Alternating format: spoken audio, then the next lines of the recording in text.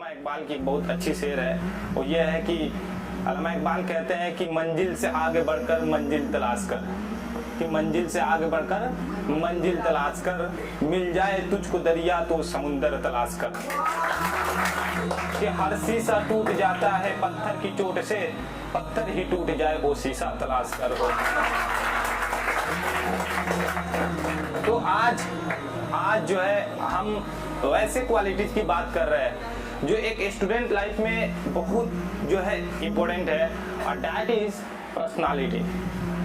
और पर्सनालिटी कितनी ज़रूरी है इस बात को जो है हमें समझना होगा कि अगर हमारे पास पर्सनालिटी होगा तो इससे क्या क्या फ़ायदा हो सकते हैं, इससे क्या क्या हमारी लाइफ में स्किल को सीखा जा सकता है। Number 1 communication skill. आप देखो कम्युनिकेशन स्किल जो है कितना इंपॉर्टेंट है कि अगर आपके पास नॉलेज होगा, अगर आपको कम्युनिकेशन स्किल नहीं आता होगा तो आप अपने नॉलेज को शेयर नहीं कर सकते। आप खुद देखो कि कितने बच्चे के पास जो है, बहुत सारे बच्चे के पास बहुत सारे कंटेंट है, पर उनके बोलने के लिए उनके पास एक स्किल नहीं है। That skill is communication skill.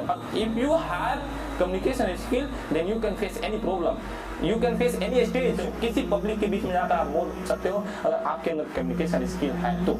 अगर आपके पास नॉलेज है, अगर कम्युनिकेशन स्किल्स नहीं है तो आप उसको हैंडल नहीं कर सकते हो, आप स्टेज को हैंडल नहीं कर सकते हो, आप पब्लिक को हैंडल नहीं कर सकते हो, आप जो है अपने बात को किसी के सामने रख नहीं सकते हो। नंबर में है बी अ गुड लिसनर। आप एक अच्छा लिसनर बनो। देखो कि जब कोई सामने वाला व्यक्ति जब आपसे बात कर रहा होता है, चाहे आपसे सीनियर हो चाहे या आपके जूनियर हो, आप उस सामने वाले व्यक्ति को कितना रेस्पॉन्स दे रहे हो, दैट मीन्स आपका ये माउथ का एक्सप्रेशन बता रहा होता है। हम यहाँ पे बात कर रहे हैं, आप आपस में बात कर रहे हो, इसका मतलब you are not a good listener. तो कोई भी टीचर बात करता है, कोई भी आपसे सीनियर आकर यहाँ पे बात करता है, तो आप कितने खामोशी से उनको सुनते हो, ये आपकी जबान रिप्रेजेंट कर रहा होता है। तो अपने जबान को भी दिखाना है कि हम एक गुड लिसनर है, न सिर्फ अपने कान को दिखाना है कि हम एक गुड लिसनर है। अगर मैं बात करूँ डेवलपिंग आवर लुक्स, एक पर्सनालिटी के एक लुक्स भी बहुत बड़ा मैटर करता है। हम किस तरीके से किस जगह पे जाकर के अपने आप को दिखाने की कोशिश करते हैं। हम लोग जब कोई पार्टी में जाते हैं, कोई फंक्शन में जाते हैं या कोई बड़े इंटरव्यू में जाते हैं तो अपने लुक्स को क्यों इंप्रूव करते हैं? क्योंकि हमें पता है कि जो सामने वाले व्यक्ति है वो हमारा पर्सनालिटी जज करेगा तो हमारे लुक से भी पहचानेगा। बहुत सारे बच्चे गांव के क्लास के अंदर भी लुंगी पहन के चले आते हैं। जितना अच्छे अपने आप को देखने की कोशिश करिएगा, being a student, being a learner, तो आप समझ जाइए कि आपका एक पर्सनालिटी शो हो रहा है। तो क्या आप कोशिश करोगे कि एक अपने आप को पर्सनालिटी अभी से क्रिएट करें? क्योंकि आपके जीवन में पर्सनालिटी में आपका लुक्स बहुत बड़ा मैटर करेगा कि भाई किस तरीके से कहाँ पे जाना है। पार्टी में किसी और तरीके से कपड़ा होता है, शादी में किसी और तरीके से होता है, फेस्टिवल में किसी और तरीके से होता है, मस्जिद मंदिर में जाके किसी और तरीके से होता है, कोचिंग पे किसी और तरीके से होता है। तो ये सारे अलग अलग क्यों बात आ गया? क्योंकि हमें जो है एक पहचान मिले कि हम किस जगह पे जा रहे हैं। ठीक है, read right book and meet right people. Read right book का मतलब अच्छी किताबें पढ़ना लाइफ में बहुत जरूरी होता है। हमें लगता है mathematics, science, English, SST, social science etcetera जितने भी सब्जेक्ट हैं इसके पढ़ लेने से हमारी जिंदगी में बहुत कुछ परिवर्तन आ जाएगा, बहुत कुछ बदलाव आ जाएगा। दैट इज राइट, आ जाएगा। पर इसके अलावा और सारे स्किल्स भी होते हैं जो हमारे दूसरे के जीवन से सीखने को मिलते हैं। अब एपीजे अब्दुल कलाम के जीवन हमें तभी पता चलेगा जब हम एपीजे अब्दुल कलाम के जीवन के बारे में पढ़ेंगे। तो आप अलग अलग जितने भी फिलोसफर हैं, जितने भी अच्छे लोग हैं, जितने भी लीडर हैं जो देश को कुछ कंट्रीब्यूट करके गए, उनकी जीवनी को पढ़ो। और उनकी जीवनी को तभी पढ़ोगे जब आप एक अच्छी किताबों को आप खोजोगे, तलाश करोगे कौन सी किताब जो है हमारे लिए बेहतर हो सकती है। दूसरा क्या कहा, मीट राइट पीपल, मतलब आप अच्छे लोगों के साथ मिलिए। सबसे बड़ी प्रॉब्लम यही होता है ना कि हम उनसे मिल रहे होते हैं, चाहे वो गलत भी कर रहा है, जो आपका साथी है, जो आपका फ्रेंड सर्कल है। देखो ना, आज फ्रेंड सर्कल में ऐसे कंडीशन आ गए हैं कि एक फ्रेंड सर्कल में अगर 4 लोग हैं तो 4 लोग में से 3 आदमी गुटखा खा रहा है तो हमें लग रहा है कि हमें ये फ्रेंड सर्कल बहुत अच्छा है। आज के यूथ की यही हाल है ना, गुटखा खा रहे हैं, सिगरेट पी रहे हैं, रात भर नाच देख रहे हैं, ठीक है, और बहुत सारे एक्टिविटीज कर रहे हैं जिससे अनप्रोडक्टिव है, और उसी फ्रेंड सर्कल में हम भी रहना चाहते हैं। तो क्या आपको नहीं लगता है कि जिस सर्कल में रहेंगे उसका असर हमारे ऊपर पड़ेगा? अगर 4 आम में से अगर एक गुच्छे में है और एक आम खराब हो जाएगा ना, तो यकीनन मानिए कि अगर उसमें 3 आम और जो सही है वो भी धीरे धीरे खराब होना स्टार्ट हो जाएंगे। 5वां पॉइंट क्या कर रहा है कि be honest and respectful to others. हमेशा ईमानदार रहो और हमेशा एक दूसरे की मदद करने के लिए, ठीक है, कोशिश करो। हमेशा एक दूसरे की इज्जत करने के लिए कोशिश करो। हमें सबसे बड़ी प्रॉब्लम यही होती है कि हम जो है एक तो सबसे अंदर हमारे अंदर ऑनेस्टी जो है धीरे धीरे खत्म होती जा रही है आज के ज़माने में। हम सबके अंदर यही है कि हम कैसे एक नंबर पर आए, हम जो है कैसे टॉप पोजीशन पे रहे। अब अगर आप ईमानदारी से रहते हो that means you are right, but अगर आप जो है गलत तरीके से अगर टॉप पे रहते हो बेईमानी से, तो वो आपका अचीवमेंट नहीं कराएगा। ईमानदारी से काम करिए। अगर ईमानदारी से अगर आप फेल भी हो जाते हैं ना तो लाइफ में बहुत कुछ सीख भी रहे हैं। अगर बेईमानी से अगर आप फर्स्ट भी आ जाते हैं ना, टॉप भी आ जाता है ना, तो उससे कोई आपका फायदा नहीं है। इसलिए आप ईमानदारी से करिए। फेल पास ये सारी चीजें आपका एक जो है कहीं ना कहीं एक टेस्ट है, और टेस्ट जो होता है आपके इंटरनल क्वालिटी को दिखा रहा होता है कि आप एक्चुअल में क्या हो, और उसको चीट करके अगर आप अपने आप को जो है इंटरनल क्वालिटी को शो करने चाहते हो एक्सटर्नल में, दैट मीन्स अपने आप को आप धोखा दे रहे हैं। आप इंटरनल तो कुछ और हो, एक्सटर्नल दिखाने की कोशिश कर रहे हो कि मैं आई एम द बेस्ट, मैं बेस्ट हूँ। उसके बाद से कह रहा है कि हमें रेस्पेक्टफुल बनना चाहिए, हम दूसरों को मदद करें। हमारे सोसाइटी में कितने लोग हैं जो आज हमें नीड है, उनको जरूरत को, लेकिन हम लोग सिर्फ अपने बारे में सोचते हैं। ये ऐसा क्यों? क्योंकि हमें जो है शुरू से बताया गया है कि अपना परिवार ही सब कुछ है, that is enough for us. लेकिन हमें क्यों नहीं बताया जाता है कि हमारे मुआशरे के, हमारे नेबर्स, हमारे जितने भी पड़ोसी हैं, सब हमारे एक पार्ट है, सब हमारे जीवन का एक जिम्मेदारी है कि हम उन सबको लेकर के चलना है। इसीलिए छोटा हो या बड़ा हो, हमें जो है जूनियर हो या सीनियर हो, जूनियर को भी रेस्पेक्ट करना है। हम जो सीनियर को रेस्पेक्ट नहीं करते तो जूनियर का क्या करेंगे? सबसे बड़ी समस्या यही होती है। 6 नंबर पॉइंट में कह रहे हैं रेस्पॉन्सिबिलिटी टेकर। आप एक जिम्मेदार स्टूडेंट बनो। अगर यहाँ से सब कोई ऐसे ही चला जाएगा बिना लाइट ऑफ किए, तो सब कोई ऐसे चला जाएगा। क्यों? क्योंकि लगेगा कि हम क्यों करें। रास्ते पे कहीं ईंटा गिरा हुआ, कांटे गिरा हुआ, सबको लगेगा सब कोई नहीं उठाए, हम क्यों उठाए। साइड में आप भी कर सकते हो यार, सब कोई इग्नोर कर रहा है। अगर आप भी इग्नोर कर रहे हो तो आपके अंदर क्वालिटी नहीं है ना।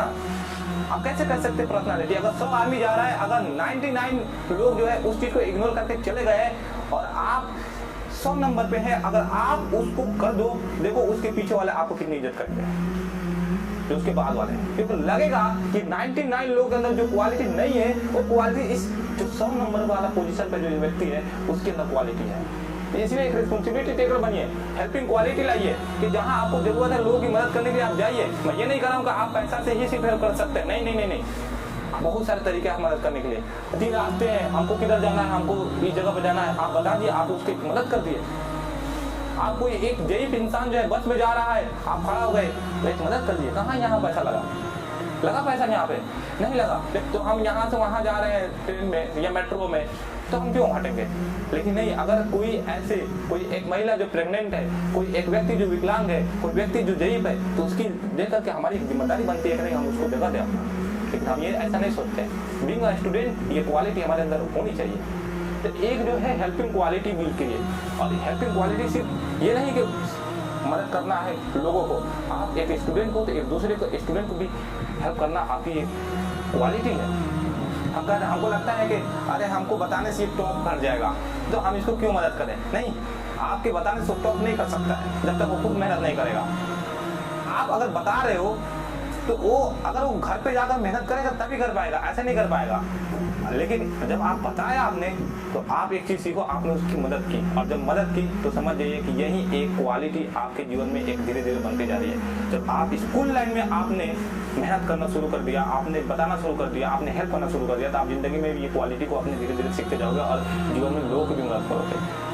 क्यों? अगर यहाँ पे आपने कंपेयर करना से नहीं मेरे से आगे निकल जाएगा, तो जीवन में आपके यही जो है अंदर रहेगा कि नहीं यार पड़ोसी को मदद कर देंगे, ये बता देंगे, उनकी हेल्प कर देंगे, तो हम तो पीछे हो जाएंगे, वो आगे निकल जाएगा। तो फिर वो क्वालिटी कभी आने वाला नहीं है। तो बीइंग अ स्टूडेंट अभी से आपको ये क्वालिटी यूज करना पड़ेगा। ठीक है, प्रॉब्लम सॉल्विंग एटीट्यूड। कहीं पे किसी को प्रॉब्लम है, दोस्त का प्रॉब्लम है, जूनियर का प्रॉब्लम है, सीनियर का किसी को प्रॉब्लम हो गया, या किसी अड़ोसी पड़ोसी जो है उनके नेबर्स की प्रॉब्लम है, उनको हम क्या करें, वो हमारे अंदर एटीट्यूड होना चाहिए उसको सॉल्व करने के लिए। 7 number, being a student, this is very very important for everyone. Discipline, character, behavior, humanity, justice, charity, overall good human being एक सब स्टूडेंट का फर्ज है। मान लीजिए आपका ये फर्ज है, ये मत समझिए कि पार्ट है, नहीं पार्ट नहीं है, आपके ऊपर ये फर्ज है कि आप अपने अंदर डिसिप्लिन को सीखो, आप अपने अंदर कैरेक्टर को बनाओ, आप बिहेवियर को सुधारो, आप ह्यूमैनिटी को या इंसानियत को अंदर सीखो। ठीक है, चैरिटी को दो। आपके पास 10 रुपया है, आप 1 रुपया अगर चैरिटी दे सकते हो, दान दे सकते हो, तो 1 रुपया दो यार, ताकि आपके अंदर ये क्वालिटी तो बिल्ड हो कम से कम कि आप देने वाले हो। तो हमें हमारे पास 1 रुपया होता है, 10 रुपया होता है, 100 रुपया होता है, 10 लाख होता है, 1 करोड़ होता है, हमारे अंदर क्वालिटी ही नहीं बिल्ड हो पाती है कि हम कैसे जो है एक चैरिटी देने की क्वालिटी को सीखे। अगर है लर्न अबाउट फैमिली मैनेजमेंट, अरे यार 2 चीजें जो है हमारे परिवार वाले नहीं सिखा पाते हैं, और 2 ही चीज ना हमारे स्कूल में सिखाया जाता है। ये है कि आप जो है फैमिली मैनेजमेंट कैसे करो और जिंदगी में पैसा कैसे कमाओ। क्या किसी सिलेबस में लिखा होता है जब पढ़ रहे होते हैं, लेकिन ये दोनों लाइफ में बहुत जिम्मेदारी वाला पॉइंट है। अगर हम स्कूल के ड्यूरेशन में फैमिली मैनेजमेंट अगर सीख लेते हैं तो क्या लगता है कि जैसे हम फैमिली के अंदर इन्वॉल्व होंगे, एक 25 साल 30 साल की जिम्मेदारी की वाला जिंदगी जिएंगे, तो क्या पहले से सीख लेंगे तो आपको काम नहीं आएगी। लेकिन किसी बुक में किसी टीचर की कोई कॉलेज के प्रोफेसर वगैरह इसके बारे में जिंदगी के बारे में बताता नहीं है कि परिवार में क्या क्या समस्या आता है, परिवार में किस तरीके से जिंदगी गुजारा जाता है, रिलेशन को कैसे निभाया जाता है, ये कहाँ किसी बुक में है नहीं है। पर इसको बताने की कोशिश भी नहीं किया जाता है, ना पेरेंट्स के द्वारा ना टीचर के द्वारा। अगर आप स्टूडेंट हो तो उसी तरीके से आपको जो है कैसे पैसा कमाना है, कैसे पैसा को मैनेजमेंट करना है, ये सारी क्वालिटी अगर आप स्टूडेंट हो तो यहीं से आपको सीखो। अगर आपको 10 रुपया देता है पेरेंट्स तो आप सोचो कि उसमें से कैसे उस 10 रुपया को सही तरीके से इस्तेमाल करोगे। अगर उसको 10 रुपया को सही तरीके से इस्तेमाल करना सीख लिया, लेकिन आप पैसे को कैसे मैनेज करना है सीख लोगे। जब पैसे को मैनेज करना सीखो तो पैसे की वैल्यू को समझोगे। जब पैसे की वैल्यू समझोगे तो आप कहीं ना कहीं आप कैसे पैसा की अहमियत होता है वो सारी चीज आपको समझ में आएगी। फैमिली के पास कितना समय देते हैं, यही सबसे बड़ी कमी है ना। हम समय दे रहे होते हैं फ्रेंड सर्कल में, और फ्रेंड सर्कल बताओ कितना दिन चलता है, कोई वो चलेगा 5 साल, मैट्रिक के बाद कोई और कहीं चला गया, 12 के बाद कहीं और चला गया। तो आपको सबसे पहले ये देखना है ना कि अगर आप जो एक्स्ट्रा समय जो अपने फ्रेंड को दे रहे होते हो, ज्यादा मैक्सिमम समय, उसमें से अगर 2 घंटा 1 घंटा आधा घंटा जितना हो सकता है अगर फैमिली को दोगे तो आप कहीं ना कहीं दोस्तों से ज्यादा अपने परिवार से सीख रहे होगे। Am I right?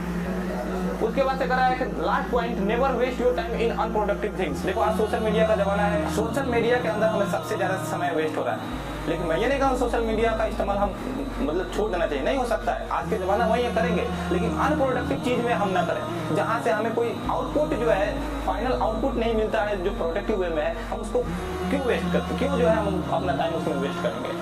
अनप्रोडक्टिव चीज में अगर आप जितना ज्यादा अगर वेस्ट करोगे तो समझ लो अपने पर्सनालिटी को आप खो रहे हो। सोशल मीडिया का यूज करना सही भी है गलत भी है, तो आपको डिसाइड करना होगा कि हम सही यूज कर रहे हैं या गलत यूज कर रहे हैं। क्योंकि सोशल मीडिया को पूरी तरीके से निगलेक्ट तो नहीं कर सकते हो, बस सही या गलत तरीके से आप उसको डिसाइड कर सकते हो कि हम सही तरीके से इस्तेमाल कर रहे हैं कि गलत तरीके से इस्तेमाल कर रहे हैं। जाते जाते मैं एक अपनी बात को खत्म करूंगा कि एक शेर है कि अभी मत पूछो कि मंजिल कहाँ है, अभी मत पूछो कि मंजिल कहाँ है, अभी तो सफर का इरादा है। कि अभी मत पूछो कि मंजिल कहाँ है, अभी तो सफर का इरादा है। न मानेंगे हार कभी जिंदगी में, ये किसी और से नहीं खुद से वादा है।